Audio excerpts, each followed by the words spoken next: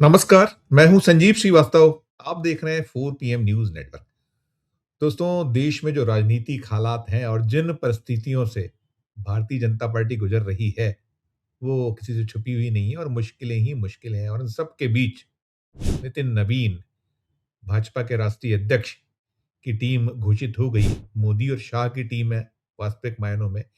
और ये जो टीम घोषित हुई है, लगभग 209 दिन का वक़्त लगा और 65 नाम सामने आए।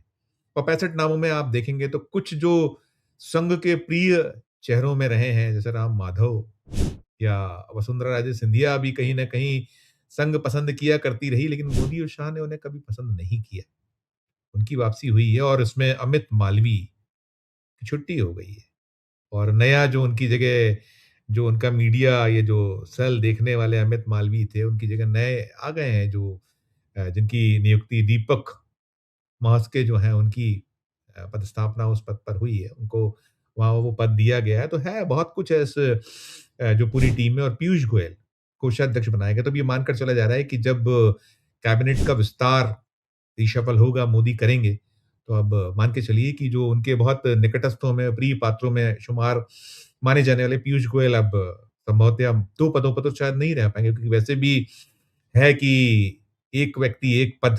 तो देखिए वो जो सामने आएगा वो आएगा। लेकिन जो ये नाम आए हैं 65 नाम, इसमें मध्य प्रदेश का अगर ज़िक्र किया जाए तो मध्य प्रदेश में कुल 8 चेहरों को जगह मिली और 8 चेहरों में लाल सिंह आर राष्ट्रीय उपाध्यक्ष बनाए गए हैं। गजेंद्र पटेल, ये खरगोन से जो भारतीय जनता पार्टी के सांसद हैं, राष्ट्रीय महामंत्री बनाए गए हैं। कविता पाटीदार, राज्यसभा भेजा गया था पहले, राष्ट्रीय मंत्री। ये जो मध्य प्रदेश बीजेपी के एक बड़े दिग्गज नेता हुआ करते थे, भेरूलाल पाटीदार, विधानसभा के एक दौर में उपाध्यक्ष रहे, पटवा सरकार में मंत्री रह चुके, अब इस दुनिया में नहीं है, उनकी बिटिया हैं कविता पाटीदार।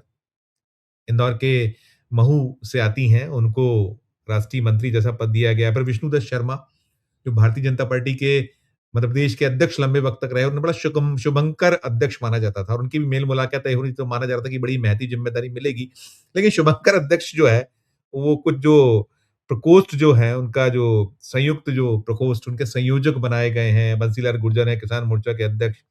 आशीष अग्रवाल, मध्य प्रदेश में वो मीडिया देख रहे थे, अब उनकी जो दिल्ली हम कह सकते हैं कि और अग्रसर रुख हो गया है, मीडिया सह संयोजक जैसा पद उन्हें मिला है। सौदान सिंह, जो राष्ट्रीय सह संगठन महामंत्री, अब उन्हें मुख्यालय चंडीगढ़ मिल गया। राष्ट्रीय कार्यालय प्रभारी जो है तरुण चुग, मध्य प्रदेश से ही राज्यसभा अभी भेजे गए थे हाल ही में जब कंट्रोवर्सी हुई थी। ये सारा का सारा है। अब बहुत सारे इसके बाद सवाल पैदा हो रहे हैं। देखिए, देश भर में जो अलग-अलग, चाहे उत्तर प्रदेश के आप देख लें, बिहार में देख लें या उत्तराखंड में आप देख लें, खुद आते हैं बिहार से नितिन नवीन। क्या इश्यू हुआ, क्या हल हुआ? और अभी जो मैंने कहा परिस्थितियाँ स्थितियाँ जो हैं, बहुत सारी चुनौतियाँ हैं। अभी 2027 में उत्तर प्रदेश का चुनाव है और भी उसके बाद लगातार 27 में चुनाव हैं अलग-अलग। उत्तराखंड भी है, गुजरात भी है, हिमाचल भी है, पंजाब भी है, मणिपुर भी है, गोवा भी है।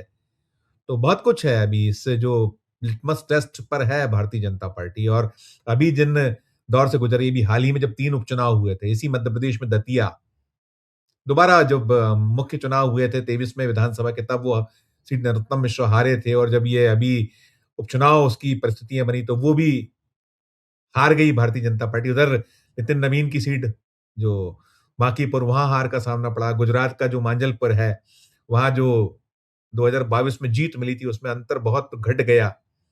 तो बहुत सारी चीज़ें अभी हैं, सबकी मीमांसाएँ चल रही हैं और इन सब के बीच जो टीम आई है, उसमें सवाल जो पैदा हो रहे हैं, अगर हम मध्य प्रदेश को संदर्भ में लें, तो मध्य प्रदेश में कई दिग्गज, जिन्हें यहाँ मध्य प्रदेश जब भेजा गया था दिल्ली की राजनीति से, चाहे वो नरेंद्र सिंह तोमर रहे हों, प्रहलाद पटेल रहे हों, राकेश सिंह रहे हों, इसके अलावा मध्य प्रदेश में जो बहुत लंबे वक़्त से कहीं प्रतीक्षारत कैलाश विजयवर्गीय, ये मैं नाम इसलिए गिना रहा हूँ कि इन सब के नाम मध्य प्रदेश में जब 2023 के चुनाव हुए तो यहाँ लड़े थे ये लोग, तो मुख्यमंत्री पद के दावेदार माने गए थे। लेकिन अभी जो मोहन यादव की कैबिनेट में ये मेंबर हैं, प्रहलाद पटेल, कैलाश विजयवर्गीय, राकेश सिंह और उधर जो नरेंद्र सिंह तोमर, वे विधानसभा के अध्यक्ष हैं। इनके हालात क्या हैं, स्थितियाँ क्या हैं? और बड़ी एक जबरदस्त खींचतान है मध्य प्रदेश में, भयंकर एक बवाल चल रहा है। अभी बहुत जबरदस्त झगड़ा यहाँ चल रहा है, वो है शिवराज सिंह चौहान जो कृषि मंत्री हैं मोदी सरकार में। मध्य प्रदेश के 4 बार के मुख्यमंत्री रहे और वो 2023 के जो शिल्पकार जीत के माने गए। उनकी दिल्ली उनका बुलावा आ गया था, दिल्ली पहुँच गए थे। वहाँ क्या है उनके लिए? उनका मन तो यहीं है मध्य प्रदेश में। मोहन यादव वर्सेस शिवराज जमकर चल रहा है। बहुत बवाल है। अभी लगातार अगर बीते 2-3 दिन देखें मध्य प्रदेश में जो राजनीतिक घटनाक्रम रहे, हम रिपोर्ट करते रहे आपको कि क्या-क्या चला है यहाँ।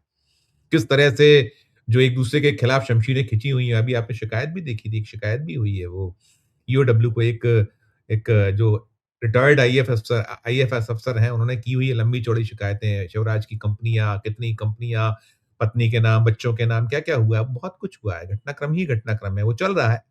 वो शिकायत अपनी जगह है, उसमें ईओडब्ल्यू में शिकायत कृषि मंत्री एक देश के और मध्य प्रदेश के जो 4 बार के मुख्यमंत्री रहे, तो ये सब कैसे चल रहा है? इसके पहले आपने वो इंडियन एक्सप्रेस की स्टोरी मोहन यादव के खिलाफ बहुत कुछ पक रहा है।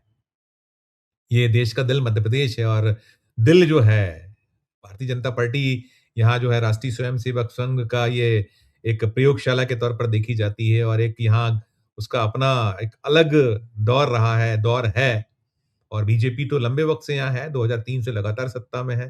15 महीने का वो कार्यकाल छोड़ दिया जाए। कमलनाथ का जो 2018 में कुछ वक़्त के लिए सत्ता हो गई थी, फिर गिरना सरकार का और सब कुछ है। लेकिन यहाँ जो दिग्गज हैं, जिन दिग्गजों की मैं बात कर रहा हूँ कि अब प्रहलाद पटेल या कैलाश विजयवर्गीय या राकेश सिंह इनकी बड़ी मंशा थी कि सेफ एग्ज़िट हो जाए, एक सम्मानजनक एग्ज़िट हो जाए इस मध्य प्रदेश में जो यहाँ घुटन है, कहीं जो अंदर ही अंदर खबरें आती हैं, झगड़े, टंटे, लड़ाई, आपस में द्वंद अंदर खाने से निकलती हैं और बहुत कुछ बाहर भी आया है और अभी तो दिख रहा है, बहुत सी चीज़ें दिख रही हैं लगातार। कैबिनेट में जो चीज़ें हुई हैं, उसका कैसे क्या-क्या निकला है, हुआ है, कैसे मोहन यादव असहज रहे हैं, फिर कैसे जो बीजेपी का प्रदेश अध्यक्ष यहाँ बना।